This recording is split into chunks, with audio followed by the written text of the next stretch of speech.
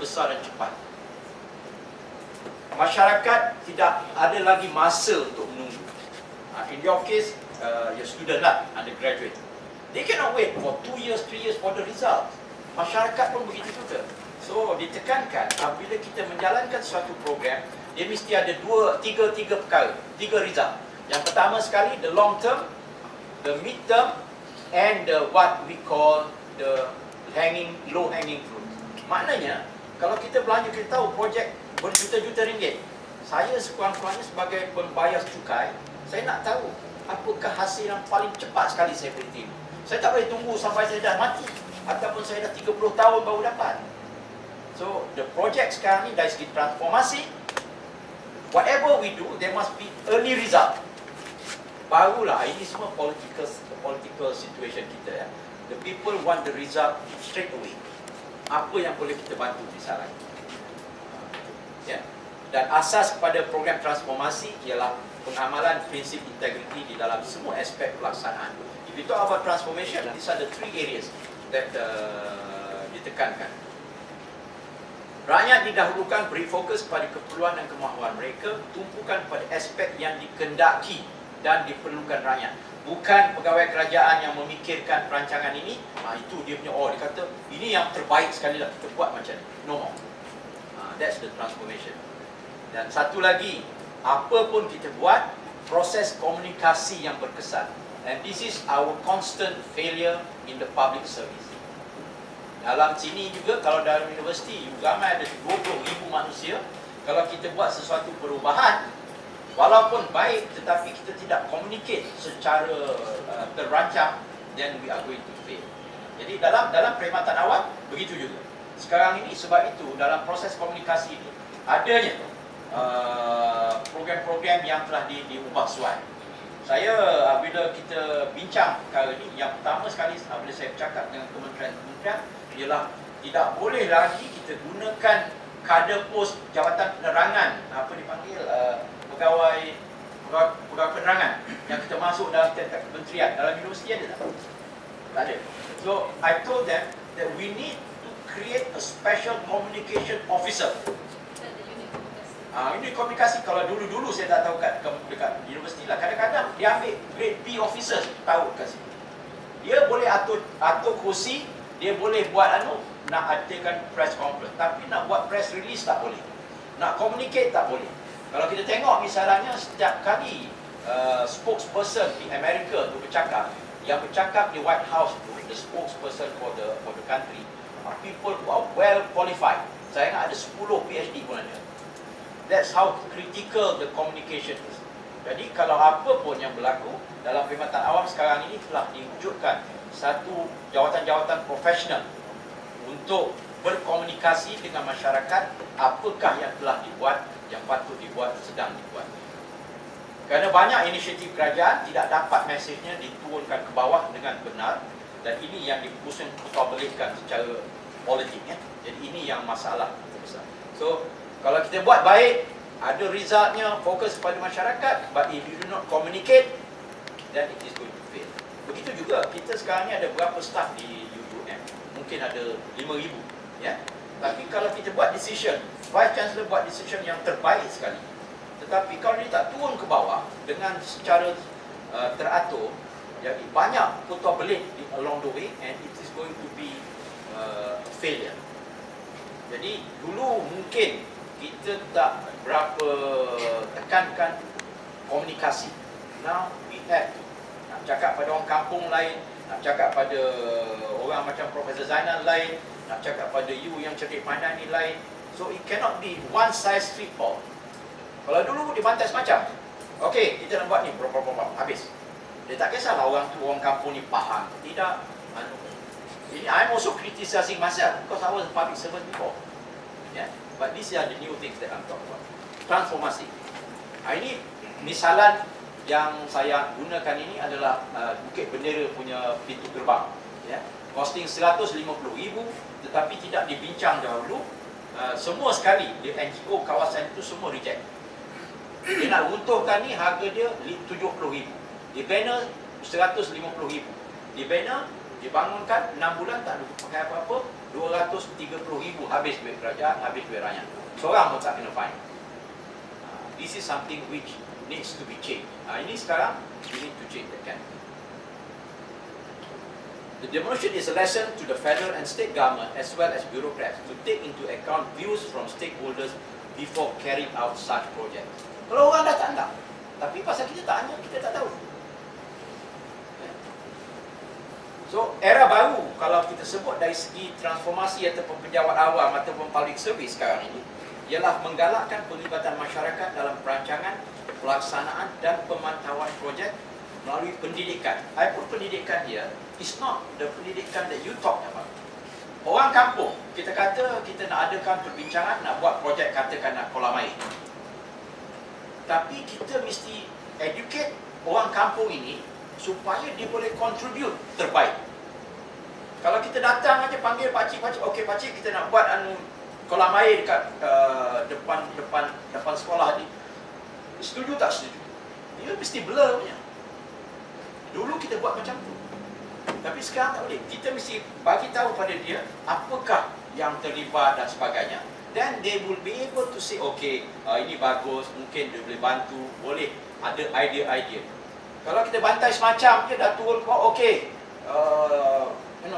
panggil orang kampung, kita kata buat macam ni, kita nak buat. Ada projek, ada objection tak? This is not going to happen. This is 2030, no more. Jadi ini yang disebutkan di sini. Saya kata kita mesti educate the public dulu sebelum kita source dia punya inputs. Jangan kita kata kita dah buat ni, oh dia tak ada komen pun, kita report pada bos ataupun pada menteri. We had a town hall meeting. Kita tentang kita punya projek, tapi they have no comments. Ataupun semuanya senyap, semua kata okey. Tapi kita tak faham, kita tahu, kita tak bagi dia pemahaman yang sebenarnya. Pasal dia tak faham. Kalau kita nak mendapat feedback daripada masyarakat, kita perlu beri mereka pengetahuan yang terbaik. Ini we talk about transformation. Consult the people dan partisipasi. Ini juga menjadi masalah Kerana sebelum ini, kalau kita nak memantau projek di kampung, di mana-mana ke jalan, buat sekolah ke, we never ask the people, the orang kampung to pantau untuk kita. Sama ada kontraktor ni buat cara betul ataupun tidak. Dulu kita expect pegawai kerajaan turun daripada Kuala Lumpur ke, daripada Alustar ke, pergi ke kampung. Sudahlah kita bayar dia punya allowance dan sebagainya. So dia pergi pun sebulan sekali pun susah. That's why pantauan projek tak boleh, tak dapat. Whereas orang masyarakat yang ada di situ, kita bagi dia sedikit pengetahuan, they can always tell, okay, telefon ataupun send to the project officer, benda ni tak jalan, ini dah tak jalan, apa semua sekali. Sekurang-kurangnya. Ini yang kita sebut sekarang, avenue for participation must also be accompanied by certain efforts to educate the public. This is the transformation we talk about. Era baru, transformasi, menggunakan saluran media dan komunikasi secara strategik dan mesra rakyat. It has got to be people friendly. Otherwise, it miss the point. Bagi menyampaikan maklumat. Yang kedua, pegawai berkaitan perlu kerap turun padang bagi melihat dan menilai sendiri realiti hidup rakyat. Yang ketiga ialah pemantauan lebih dekat kepada pegawai yang berurusan secara langsung dengan rakyat, terutama yang berisiko tinggi. Kalau pegawai ini sentiasa deal dengan kontraktor, kita perlu pantau lebih daripada orang lain. Because untuk mengelakkan perkara-perkara yang tadi. This is transformation. Ini biasa perubahan persekitaran. Jadi yang satu lagi, kalau kita menjalankan perkhidmatan, tak sama ada universiti ke di luar sana, saya always ada dua integrity check yang saya sarankan. Yang pertama sekali, kita mesti menentukan bahawa as office holders, sebelum kita membuat keputusan, decision, action, managers must at all time ask, kita tanya pada diri kita, adakah keputusan yang kita buat ini mengikut undang-undang dan peraturan? Satu. Yang kedua, adakah keputusan ataupun yang kita buat ini konsisten dengan polisi ataupun regulation yang ada di dalam organisasi? Yang ketiga, will the outcome raise conflict of interest and lead to private gains at stakeholders' expense? adakah projek ini menguntungkan kita, anak saudara kita, bapa, abang-abang kita secara kontrak dan sebagainya. The answer must always be in the positive. Barulah kita boleh katakan kita buat keputusan yang terbaik mungkin. Misalnya dalam universiti, Osman, Rafida, apa semua sekali 3-4 orang, semua grade sama, semua performance sama. Kita buat keputusan, ada 4-5 orang ni, kita naikkan pangkat seorang. Kita tanya pada diri kita, kita naikkan A ni, naik pangkat dia, dan naik full profesor saya pun tak tahulah, naik profesor. Apa sebab? Kita mesti boleh jawab pada diri kita sendiri. Mungkin dia bagus, dia paper lebih, dia banyak terlibat, bla bla bla bla. Lepas tu kita buat bukan pasal dia selalu belanja kita minum kopi, bukan pasal dia selalu kalau kita datang tu dia bawa, dia tunduk dengan kita, dia jack kita lebih dan sebagainya. It's not because of that. Because dia punya performance 1, 2, 3, 4. Jadi apabila disoal, mengapa awak naikkan si Anu ni pangkat, kita punya accountability. Kita boleh jawab, okey, 1, 2, 3, 4, 5. Memenuhi kriteria-kriteria ini. Kalau it happens at the same time, dia pun saudara kita, tetapi kita adanya keputusan yang kita buat disebabkan 1, 2, 3, 4, 5. Dia punya kompetensi, dia punya keupayaan, macam-macam. So, integrity check will help you, and also accountability yang perlu kita sama-sama. Kalau kita sebut dari segi integrity governance, tadbir urus, refers to the institution, processes and tradition which define how kita gunakan kita punya power, how kita buat decision, dan sama ada orang yang di dalam, mungkin dalam kumpulan kita mempunyai suara ataupun tidak untuk membantu ataupun memberi pandangan. Ini dia punya. Satu lagi, saya suka gunakan Raja Nazri ni kerana dia kata sekiranya ada penyelewengan, ia perlu ditangani secara tegas, pantas, dan mereka yang melakukan kesalahan tidak seharusnya dilindungi, tidak seharusnya berkonflik dan mempertahankan integriti, reputasi dan nama baik. At the end of the day, apa pun kita buat, mungkin kita hanya satu nama saja yang tercalip. Tapi kalau kita tengok dari segi organisasi, mungkin Colgate itself, mungkin UN itself akan tercalip. Jadi apa pun, sesiapa, kalau ada berlaku perkara yang tak betul, kita mesti tangani. Jangan kita try to sweep under the carpet. Because at the end of the day, sekarang ini banyak avenue di mana orang boleh menghantar maklumat-maklumat. Pejabat saya pun boleh katakan hari-hari macam-macam yang dihantar berkenaan dengan tuduhan 1, 2, 3, 4, 5. Tapi kalau dihantar pada saya tak apa. Saya nombor 10 dalam senarai itu. Yang pertama sekali PM dan terus sampai ke bawah. Jadi, the lesson here is that dari segi transformasi, there is no such thing as it is not going to be known by other people. Kalau perkara yang betul berlaku, tak apa. Kalau tak betul, jangan kita katakan kita tak mau ambil tindakan pada rakan kita ataupun si Anu ni, pasal kita tak mau rosakkan periuk nasi dia, pasal kita tak mau rosakkan dia punya career dan sebagainya. Tetapi at the end of the day, kalau kita tak ambil tindakan, maka ini akan merebak dan akan menyusahkan periuk nasi kita juga.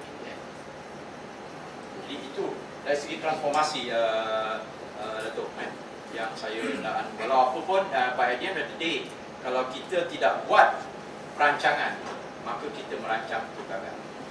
Alright, terima kasih banyak Datuk tentang pembentangan itu, dan saya ingat banyak sekali yang dapat kita pelajari, ambil ingatan dan barangkali persoalkan.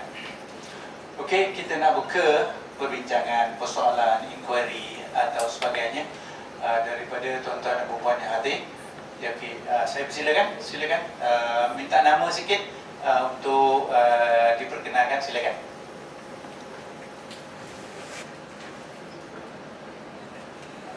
Assalamualaikum, terima kasih. Nama saya Suyatno, saya pensyarah pelawat daripada Indonesia. Dan menarik sekali untuk boleh sharing pengetahuan tentang program ini. Jadi saya banyak belajar memang, jadi di sinilah saya bertanya kalau senang belajar. Apa sekiranya problem yang berlaku di Malaysia dalam konteks ini menjadi satu penyelesaian dengan konsep transformasi. Saya melihat bahwa sekarang memang era baru, bagaimana macam mana pendekatan top down sekarang bertukar menjadi pendekatan bottom up. Mungkin secara vertikal boleh saya ambil nilai semacam itu. Dan kerajaan sekarang sepatutnya mendekatkan diri kepada rakyat pada level tempatan sekalipun. Jadi ini adalah konteks lokal demokrasi dan demokrasi tempatan. Dan ini jadi keperluan yang asas untuk memantau macam mana keperluan masyarakat yang boleh didengar oleh kerajaan jauh lebih pure, original, daripada menunggu atau merasa pandai untuk memberikan proyek-proyek yang sekiranya masyarakat tak boleh terima. Dan ini adalah sebuah era yang kita tak boleh elakkan. Era daripada top down ke bottom up. Tapi dari sini yang ingin saya tanyakan adalah ketika kita nak menggalakkan penglibatan masyarakat dalam rancangan maupun pelaksanaan ataupun pemantauan proyek, apakah kita masih menggunakan khususnya ya kerajaan ini fungsi atau peranan civil society? Saya bimbang. Kenapa? Karena ketika kerajaan akan mencoba mendekatkan kepada masyarakat, tentunya banyak variabel politik yang akan berbicara di sana. Yang kedua, variabel-variabel yang lain adalah mempengaruhi bagaimana cara approach kerajaan pada level tempatan adalah keberkesanan. Komunikasi ini jadi penting. Ya. Jadi, contoh tadi sangat menarik bahwa komunikasi sering menghalang program kerajaan yang boleh diterjemahkan oleh masyarakat tempatan. Dalam teori memang ada yang namanya good governance. Oleh karena itu hubungan antara kerajaan, civil society dan society menjadi sangat penting. Dan terlebih penglibatan pasar. Yang ingin saya tanyakan, untuk konteks macam mana nak educate the people, untuk konteks macam mana nak consult the people, ataupun avenue for participation, apakah masih menggunakan pendekatan penglibatan civil society? Kalau memang ya, dalam bentuk yang bagaimana penglibatan harus digunakan? Sebab salah satu contoh tadi penghancuran pintu gerbang daripada bendera dan salah satu bentuk bagaimana keperluan asas rakyat tempatan tidak dipahami sebagaimana sepatutnya, sehingga ada pembaziran dana daripada sana. Itu yang saya tanyakan, penglibatan tentang civil society dalam konteks mendekatkan kerajaan kepada masyarakat. Terima kasih. Silakan. Okey, terima kasih. Sebenarnya dia banyak avenue yang digunakan sekarang ini yang digunakan oleh pihak pemerintah, pihak perkhidmatan awam. Selain daripada NGO ni memang ini adalah satu daripada unsur-unsur pembaharuan ataupun transformasi yang kita sebut. Dulu kalau kita sebut dari segi NGO ni kadang-kadang kita keep at arm's length, ya, kita takut dengar dengan NGO. Sekarang ni kita lagi takut lah pasal komando. Tetapi kalau kita tidak engage NGO ini, maka jadi dengan itu lagi susah kita nak mendapat bantuan ataupun pandangan mereka. Jadi apa yang telah disarankan sekarang ini adalah supaya kita menggunakan NGO yang sedia ada, tetapi di waktu yang sama juga adanya cara-cara lain. Misalnya kalau kita lihat sekarang ini telah dipersetujui untuk dipertingkatkan bayaran kepada jawatankuasa kampung. IIM sendiri misalnya terlibat dengan memberi penerangan kepada masyarakat, kepada jawatankuasa kampung untuk meningkatkan integriti, etika dan juga nilai di dalam kawasan mereka di kampung, dan juga apa penglibatan masyarakat dengan pihak kerajaan. Jadi NGO satu, tetapi di waktu yang sama adanya sistem atau infrastruktur yang memang dah sedia ada.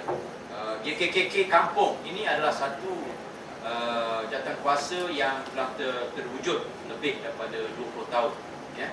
Dan sekarang ini saya difahamkan pembayaran kepada pengurusi dan juga setiausaha dan jawatankuasa telah ditingkatkan supaya mereka menjadi lebih aktif dan lebih membantu urusan-urusan kerajaan. Di waktu yang sama juga mereka, bila kita bercakap kepada JKK ini, dia orang ini bukan hanya yes man. Dia sepatutnya to flag up perkara-perkara yang sepatutnya berubah ataupun diubah, ya, yang mungkin tidak sesuai dengan kedudukan setempat. Jadi NGO satu, tapi adanya infrastruktur yang disediakan. Begitu juga misalnya sekarang setengah-setengah negeri yang mempunyai kerajaan berlainan, parti berlainan dengan kerajaan federal, adanya sistem apa yang kita panggilkan pembangun masyarakat, pembangun masyarakat. Ini yang di bawah ICU, ya, ICU adalah satu unit di bawah Jabatan Perdana Menteri memantau projek-projek yang disalurkan kepada seluruh negara, dan mereka membuat laporan kepada ICU di Kuala Lumpur. Jadi ada beberapa cara untuk menggunakan supaya dapat kita beri pandangan daripada rakyat. Waktu juga kalau di Malaysia, kalau saudara ingat, saudara tahu adanya agensi-agensi seperti Felcra, Risda, Felda. Ini adalah 3 agensi yang boleh kita katakan merangkumi masyarakat luar bandar yang ada di Malaysia pada masa ini. Dan mereka juga menjadi suara dan juga pandangan rakyat dan juga masyarakat timbal balik. Maknanya dia dapatkan maklumat dan juga sama juga beri maklumat. So memang ada multi-dimensional infrastruktur yang disediakan. Okey, silakan langsung bertanya.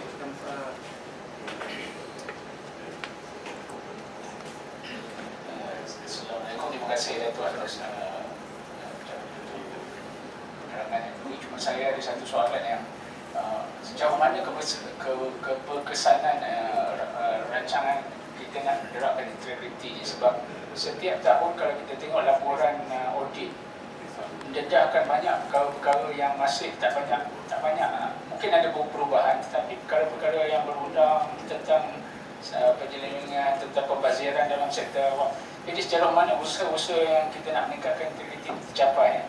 Sebab kita baru-baru ni pun laporan audit pun tak banyak berbeza. Adalah perubahan, tapi perkara yang sama pun masih berulang.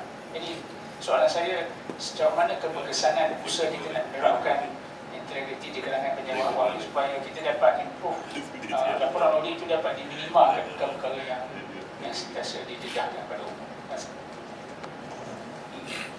Kalau kita lihat, memang betul, saya setuju dengan pandangan itu, ya.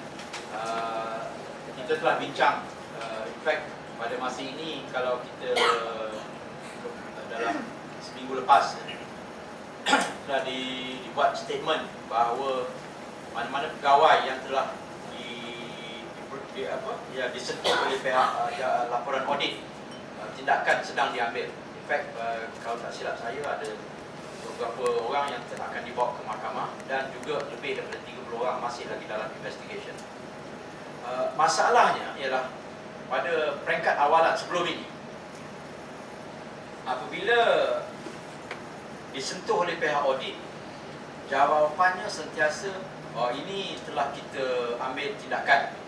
Tetapi apabila dilihat yang kali kedua, tindakannya sebenarnya tidak menyeluruh dan tidak menepati apa yang dikehendaki oleh pihak audit. Jadi arahan Ketua Setiausaha Negara pada masa ini ialah untuk kalau misalnya Prof membuat salah, dan di-identify, walau bagaimanapun kalau tidak ada tindakan ke atas beliau, yang akan diambil tindakan ialah pegawai yang beliau melaporkan diri. Maknanya at the end of the day is going to be case. Ini memang dah dijadikan satu policy untuk masa hadapan. Saya setuju, selain daripada mereka yang kecil-kecilan ini, selalunya yang besar-besar ini terlepas. Tapi di waktu yang sama juga kita mesti ingat, walaupun kita diberi laporan tapi kita tidak ambil tindakan, kita mungkin hanya diberi amaran. Tetapi kalau kita lihat apa yang berlaku dengan PKZ dan juga NFC, kita dah pencen pun. Saya tahu KSU pengangkutan ya, dah pencen dengan mungkin dah selesa, dah 5-6 tahun, dipanggil balik memberi keterangan dan ditanya, you ingat tak apa mesyuarat pada tahun sekian. Saya ingat nama anak dia pun dia tak ingat, apatah lagi minit mesyuarat yang dah dia. Jadi apa yang ditunjukkan di sini ialah at the end of the day you are answerable and you be responsible. Ini yang ditekankan oleh perkhidmatan awam pada pegawai kerajaan Bangladesh. Tapi saya ingat the most powerful message is, kalau tidak diambil tindakan, dia akan diambil tindakan oleh ketua yang memantau. Masalah dia mengapa tindakan tidak diambil? Tindakan diambil. Sebagai misalan, laporan kepada SPRM, ya, sekian, ada asasnya. Tetapi SPRM dari segi penyelewengan, SPRM kata dia tidak boleh ambil tindakan kerana evidence itu tidak kuat. Kalau nak masuk mahkamah, dia mesti satu evidence yang kuat untuk menjatuhkan hukuman boleh sebelum dia dapat disalah. Jadi dia hantar balik kepada pihak jabatan untuk ambil tindakan. Tapi masalahnya ini, kita pasal kawan ke, dah lama kenal dia, kalau sepatutnya ini diturunkan pangkat, dia hanya bagi surat amaran sahaja. Jadi ini kita tidak akan, katanya kerajaan tidak akan layan lagi.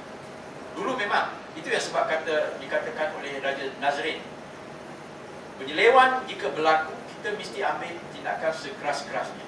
Kalau tidak, nama organisasi itu itself is going to be spoiled. Jadi ada sepatutnya, saya haraplah perubahan akan berlaku. Yang pertama sekali, sekarang ini kalau kita tengok pada tahun ini dah 3 kali pembentangan jabatan audit. Kerana jabatan ketua pengarah audit juga adalah dalam lembaga pengarah saya. Dan kita banyak berbincang tentang bagaimana nak mengambil tindakan kepada pegawai kerajaan.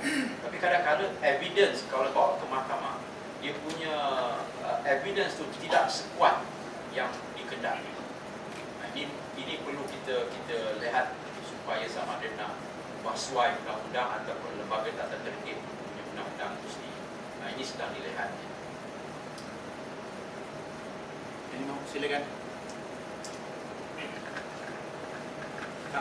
Silakan. Assalamualaikum warahmatullahi wabarakatuh. Selamat bagi untuk mengisi dan itu. Jadi saya Sadul dari Sekolah Government. Di sini saya ada 2 persoalan.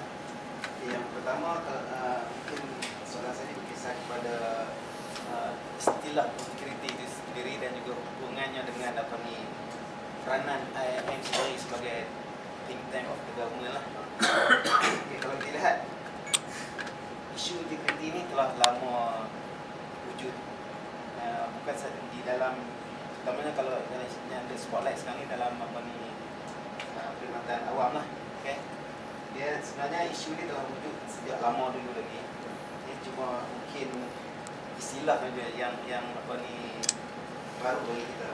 Mungkin kalau dulu kita kenali istilah ini melalui isu-isu seperti KKN, kronisme, corruption dan juga nepotisme.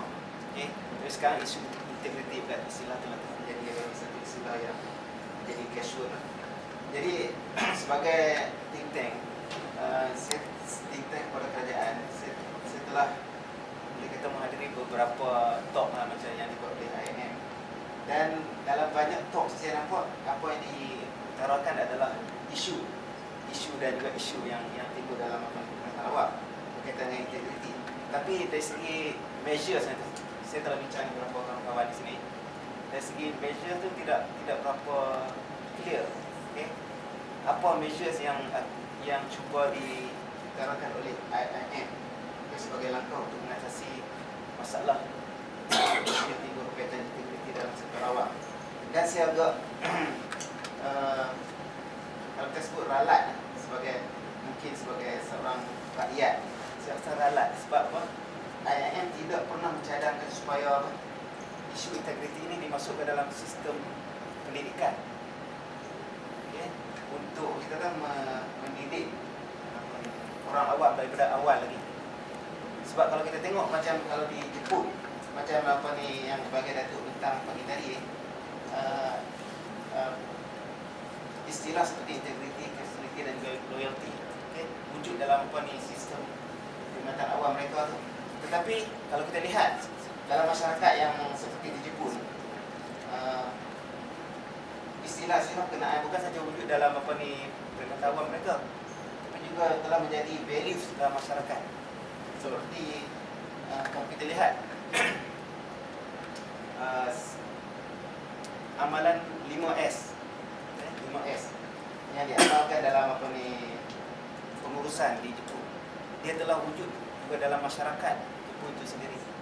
Mereka amalkan 5S itu di rumah dan juga di dalam komuniti, bukan saja di dalam urusan organisasi.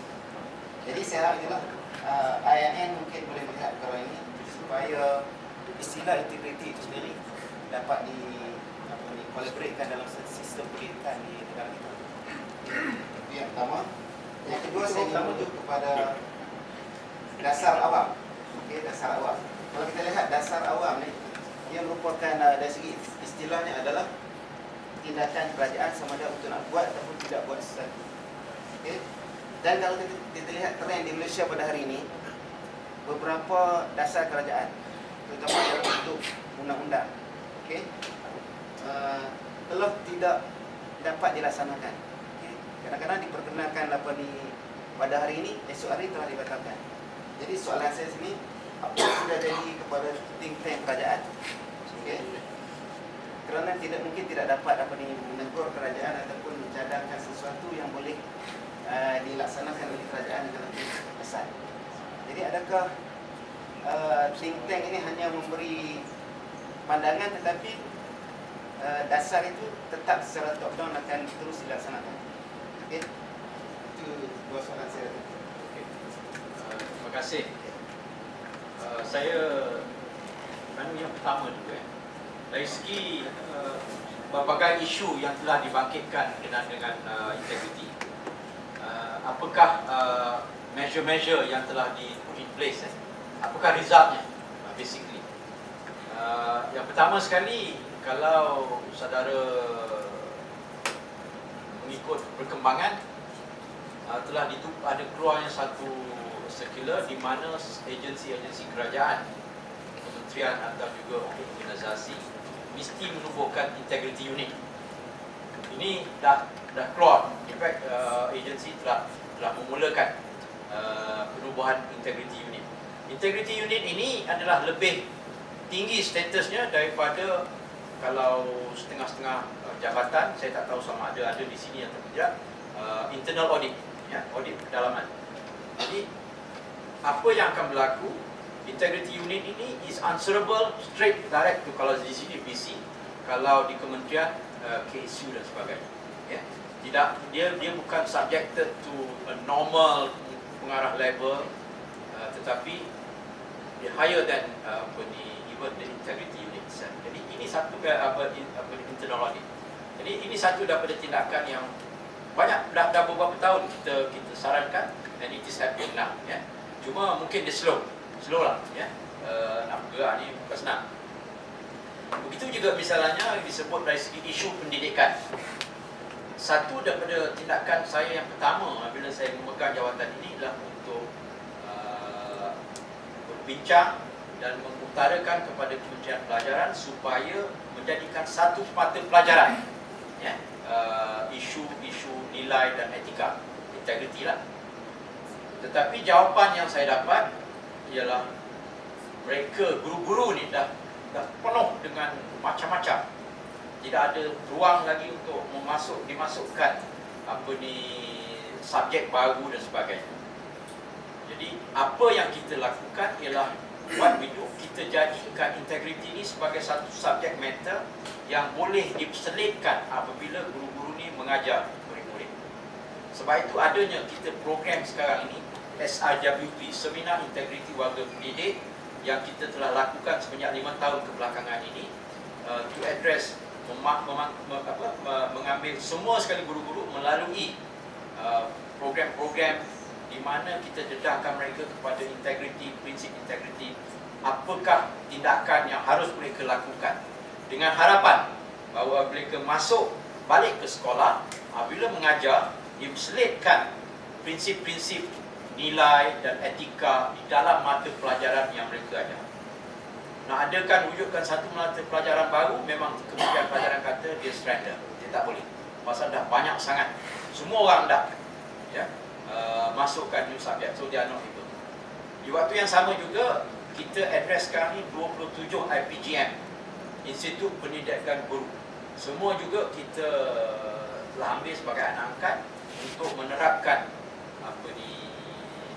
prinsip-prinsip integriti. Ini kita lakukan. Di waktu yang sama, kita telah mengeluarkan lebih buku-buku yang berkaitan dengan murid-murid daripada tingkat darjah 1 sampai darjah 3. Satu set buku kita keluarkan berkenaan dengan integriti dengan gambar dan sebagainya. Lepas tu darjah 3 sampai darjah 6. Lepas tu tingkatan 1 sampai tingkatan 3. Dan dalam proses penyediaan sekarang ni tingkatan 4 sampai tingkatan 5. Apa yang kita dah buat ialah sampai ke tingkatan 3 dan kita telah cetak buku dan menghantar lebih daripada 100,000 buku kepada sekolah-sekolah. Ini kita serahkan kepada guru-guru untuk menggunakannya dan itu juga kita tekankan bahawa penggunaan buku ini adalah hasil yang dihasilkan oleh IM dengan bantuan dan pelajaran. So that's the best we can do. We cannot force perkara-perkara ini. So kita minta kerjasama, kita train the guru, kita train the new teachers, kita buat juga bahan. Waktu yang sama juga kita telah menghantar lebih daripada 100,000 CDs di mana kita tunjukkan montaj-montaj perlakuan yang tidak berintegriti, yang berintegriti, termasuklah kelakuan seorang penuntut yang baik, tidak menyeleweng, tidak salah guna kuasa, macam-macam, ya. Dan kita dah hantar. So hopefully dia punya resultnya, dia impactnya hanya boleh ketahui dalam 3-4 tahun akan datang, di mana anak-anak ini akan besar dan masuk mungkin kerja dan sebagainya. Dasar awam think tank kerajaan, kalau kita lihat juga dari segi apa yang telah berlaku sekarang ini, kalau dari segi integriti, dari segi etika dan sebagainya, 3-4 organisasi yang bekerjasama rapat, kami, IM, SPRM, Securities Commission, Suruhanjaya Syarikat Malaysia dan juga kementerian-kementerian yang terlibat, yang tertentu. Dan kita sekarang ini untuk pihak corporate sector ataupun economic sector, adanya telah ditengahkan Corporate Integrity Pledge. It is a voluntary pledge di mana tiap-tiap syarikat bersetuju untuk tidak terlibat dengan rasuah, tadbir urus baik dan sebagainya. Dan sekarang ini as of today lebih daripada 275 syarikat yang listed companies yang telah sign up. Jadi adanya inisiatif, tapi of course perkara ini mungkin saya sebut tadi komunikasi. Kita komunikasi lebih kepada masyarakat supaya tahu, ya. Tapi masalah kalau tanya saya memang gunakan, tetapi di media company bukan harganya bukan sikit. Kita nak satu slot di TV3 harganya lebih daripada 100,000. Kalau kita bayar 50,000 boleh, 20,000 boleh, tapi dia tunjuk pukul 3 pagi. Ini masalah. So this is always a problem trying to communicate our message to the masses. Jadi kita buat kadang-kadang terpaksa tradisional. Satu muka ataupun setengah muka utusan Malaysia tu pun makan 10,000. You know how it is. Tapi kita tak give up. Setakat ini insyaAllah will go on. Okey, silakan. Silakan, kita ada sedikit masa lagi. Silakan. Satu soalan tambahan. Ya, boleh. Untuk kita penjelasan Datuk, adakah Institut Integriti Malaysia ini diberi kuasa perundangan, mempunyai kuasa untuk mengundang untuk memasa setakat ini? Adakah kedudukan sama macam Suhakam ataupun dia beri kuasa, dia boleh memasuk orang supaya mematuhi apa arahan tentang perkataan integriti untuk memastikan ini dapat dilaksanakan, atau sebagai satu badan penasihat saja perangan integriti? Nasib baik dia tak bagi saya kuasa, betul agama memang saya dah kerja. Tak, tidak ada. Pasal kita basically moral suasion, ya. Tapi pasal kami bekerjasama dengan agensi-agensi yang mempunyai kuasa, ya. Untuk makluman saudara, yang di dalam board IIM selain daripada Ketua Setiausaha Negara yang juga termasuk AG, kedua-dua AG, Auditor General dan juga Attorney General. Dan satu lagi ialah Ketua Pesuruhjaya SPRM. Jadi memang sungguh kita tak ada kuasa, tetapi tindakan-tindakan yang kita perlu ambil tu kita akan salurkan kepada agensi-agensi. Kalau nak minta dari segi kita ditangkap atau kita penangkapan dan sebagainya, kita tak ada kuasa, tapi kita boleh buat kerjasama dengan agensi-agensi yang terlibat. Silakan. Silakan. Terima kasih Dato'. Just sebab tadi Dato' ada mention tentang penggunaan buku untuk pelajar darjah 1 sampai darjah 3, 6. Ya. Ada tak dalam perancangan IIM sendiri, sebab saya nampak, sebab kami dikefahamkan kepada pensyarah ni untuk mengajar menggunakan case study, sebab kalau case study we discuss with students, so kita dapat, maknanya with a small group, so dia pun boleh fikir dan sebagainya. Ada tak perancangan untuk membuat kind of case study, what is the topic on the integrity, topic on the kesalahan-kesalahan, sebab kalau kita lihat dekat US memang a real case study yang kita dapat lihat macam Harvard kan, memang real case study apa yang berlaku dalam institusi kerajaan sendiri. Tapi dalam konteks Malaysia, if you want to approach the agency untuk buat case study ke apa, perlu dapat kelulusan dan segala-galanya adalah sulit lah. Jadi it's difficult for us. Tapi kalau lah IIM sendiri, saya rasa memperkenalkan kind of ada collection of the case study yang mungkin kita ada pensyarah yang boleh menyumbang, tapi atas nama IIM saya rasa boleh digunakan untuk pelajar semua IPT. Sebab sometimes students ni dia tak tahu apa, bila kita sebut integrity, yes they know integrity macam tadi lah, there's a rasuah, there's a thing. Tapi a very basic things, kita kata penjawab awam pun kalau kita kata sebenarnya it's not, kita tidak berintegriti kalau kata-kata kita buat claim kan, melebihi daripada sepatutnya 100, tapi kita letak apalah, kita letak 105, nanti hari akan potong whatsoever. Tapi kalau ikutkan memang dah salah lah, kita kata kan. Jadi kan those kinds kita rasa benda tu kecil, tapi kalau kita make it as a case and then students baca and then penjawaban tahu, oh that's the problem, so they will know, like educate themselves personally, reflect balik themselves sama ada apa yang selama ni dia buat betul ataupun tak betul. Tapi mungkin sebab saya mencadangkan under IIM sendirilah, since the IIM dah continue dah untuk pelajar sekolah mendengar, jadi mungkin untuk teks untuk pelajar sekolah, untuk lepasan universiti ke, pandangan saya. Wah, saya sangat suka dengan pandangan ini kerana kami baru saja buat keputusan pasal kita adakan this is the 10th year. Saya akan melaporkan fasa ketiga pada bulan April tahun ini kepada kerajaan, what we have done, what we have achieved for the past 10 years. Dan satu daripada observation yang dibuat oleh pengkaji, ya, kita buat impact study for the past 10 years punya kerja. One of the areas that we need is basically case study approach. Selama ini apa yang kita buat ialah mengadakan survey ataupun research, ya.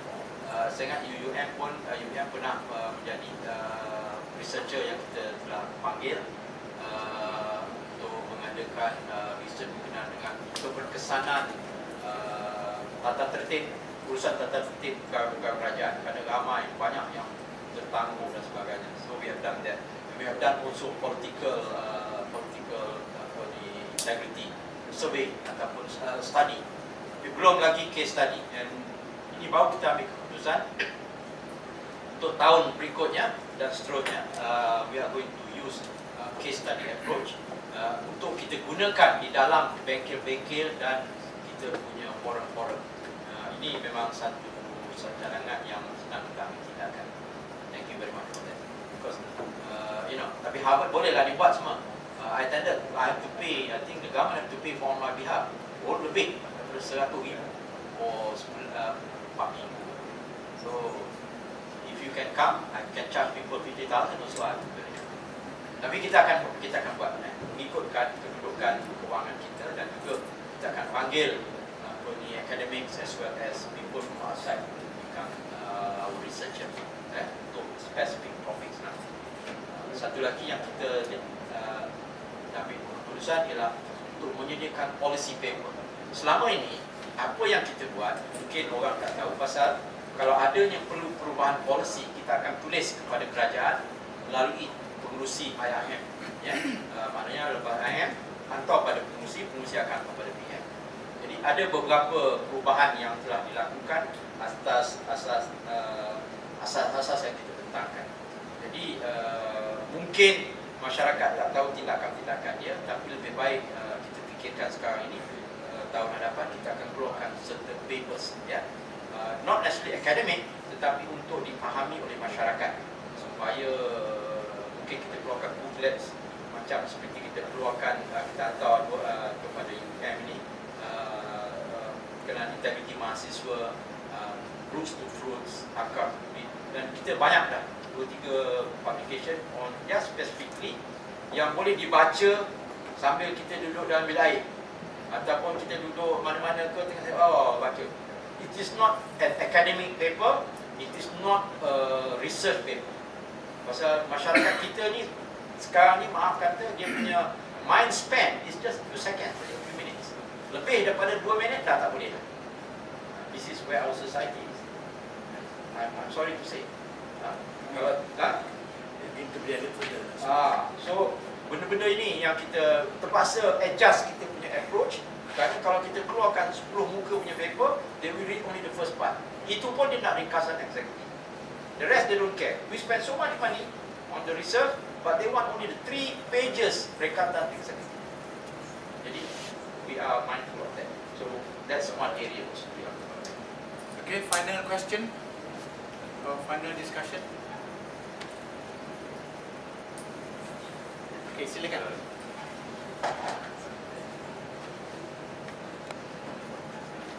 Assalamualaikum. Bismillahirrahmanirrahim. Thank you very much for your good topics. Saya just pendapatan.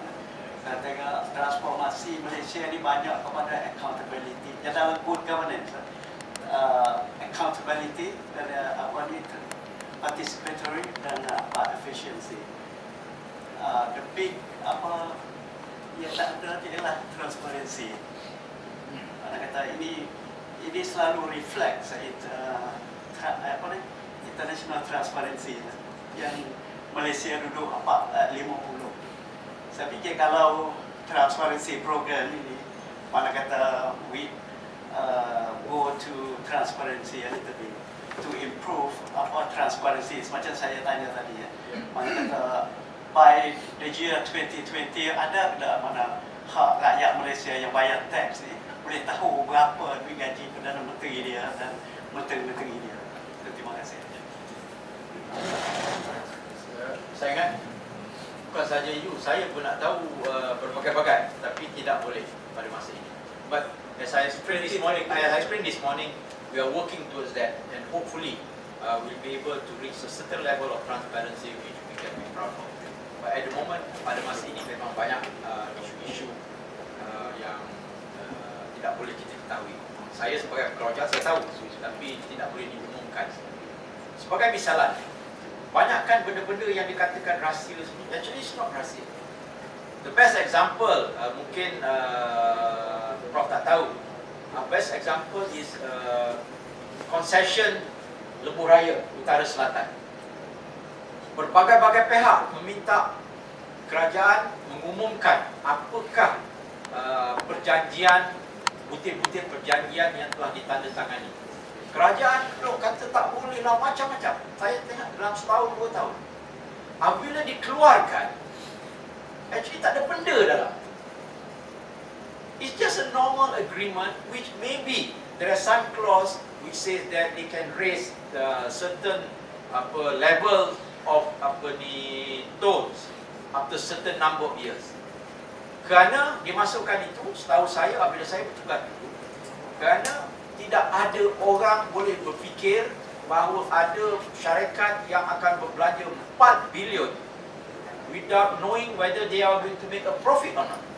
So the agreement was slightly in favor of the concession. Company yang put forward dia punya duit lebih daripada berapa bilion. Itu saja. Tidak ada something which is hidden. Tapi masa tu sampai the last minute dikeluarkan, and everybody was disappointed.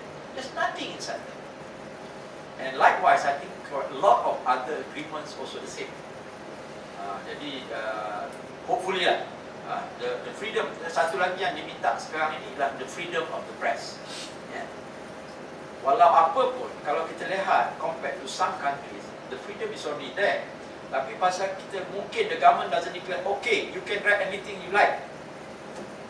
Tak tahulah, I do not know. Tapi kalau tanya saya, the freedom is already there in the, you open up the blogs and everything, they talk anything.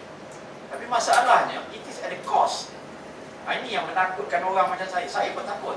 Pasal, if I can wallop everybody that I don't like, without substantiating my facts, and without be taken to court, jadi masalah negara kita.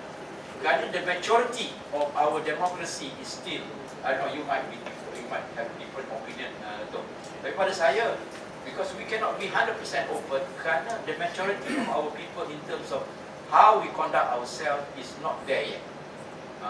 Minta maaf lah kalau salah lah, tapi itu pandangan saya. Sebab saya tengok tadi yang Datuk beri contoh-contoh itu, selalu rakyat Malaysia yang suffer, yang naik kereta berbubu. Sebab itu salah siapa? Itu saya tanya.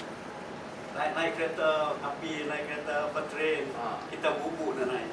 Semacam doktor juga, kalau kita jadi negara maju, kita kena ada doktor per 100 berapa. Yang train itu kita supply, mana kata cukup dengan rakyat dan lain. Sebab itu kita bubuk sebab boleh jadi demand supply tak itu.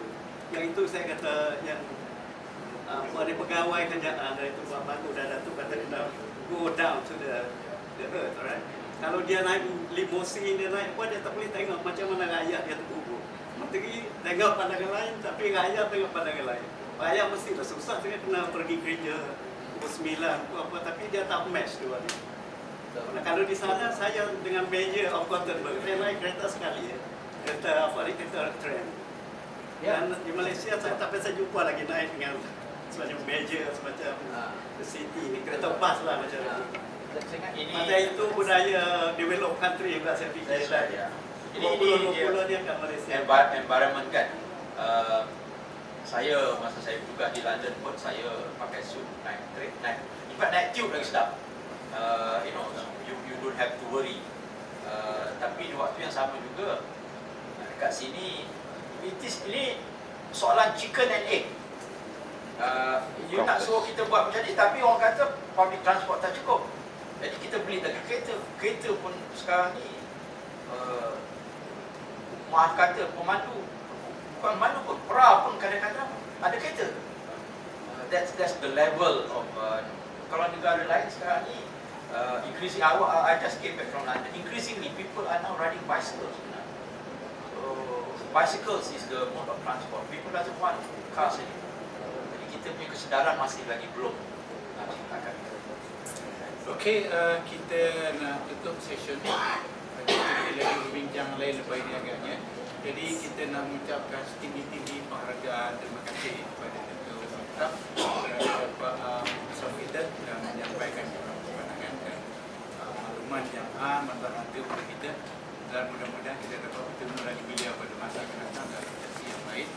Jadi mari kita menunjukkan apresiasi kita secara yang biasa.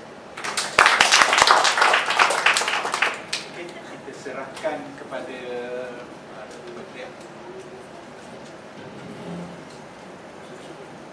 Okay, Alhamdulillah, bincangan kita hampir tamat bersama dengan Profesor Datuk Muhammad Tak dan juga Profesor Dr. Zainal Ring.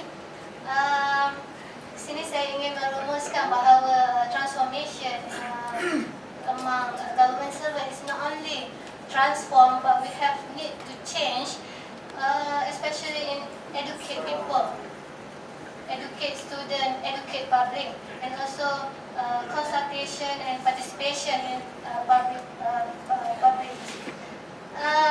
Begitu juga dengan kita juga perlu di samping integriti, komunikasi secara berkesan, komunikasi secara dengan lebih strategik dan juga mesra rakyat akan menjadikan kita lebih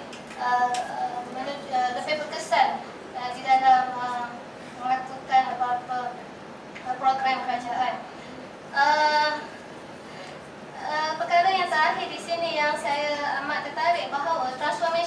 not only top-down transformation but also bottom-up transformation.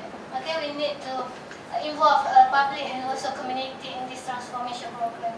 So tanpa membuang masa, saya bagi pihak dekan dan juga School of Government Colgate ingin mengucapkan berbanyak-banyak terima kasih kepada Datuk di atas kesudian dan sudi melapangkan masa untuk berkongsi bersama kami dan juga memberi banyak input kepada kami untuk meneruskan perjuangan di dalam mendidik anak bangsa dan juga menjalankan penyelidikan pada masa yang akan datang. Dan saya dengan itu menamatkan sesi perbincangan ini dengan ucapan setinggi-tinggi terima kasih kepada Datuk.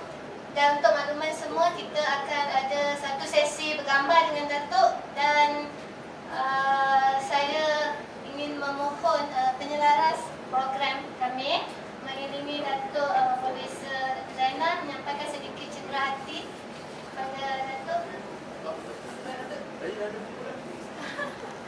Kita ada sikit lampu tangan. Ada lampu tangan.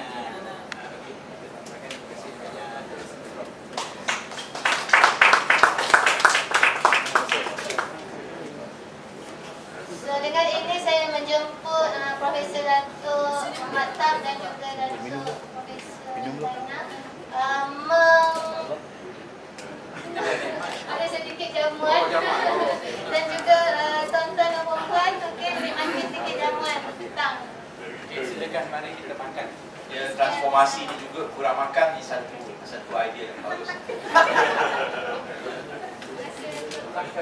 kasih.